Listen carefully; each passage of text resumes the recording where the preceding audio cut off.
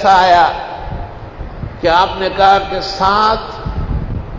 مشکیں پانی کے منگواؤ، لم تحلل اوقیتہن، اور ان کا منہ نہ کھلا ہو،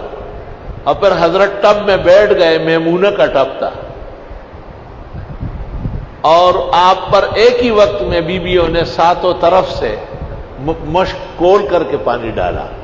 اور اس میں آپ کو آرام آیا، آپ کی طبیعت بہتر ہوئی، مسجد تشریف لے گئے، بخاری شریف میں واعظ بھی فرمایا۔ یہ تجرباتی چیز ہے، یہ وہ نیک ٹوٹکے ہیں، اس کا کسی رسم سے کوئی تعلق نہیں ہے۔ یہ بھی لکھا ہے کہ تیز بخار نہ ٹھیک ہونے والا مرض، اس کو فجر کی نماز کے بعد کسی نہر چشمے میں بٹھایا جائے، اور جہاں سے پانی آ رہا ہے اس کو دیکھتا رہے، اور سورۃ فیل پڑھے، مرض واپس ہو جائے۔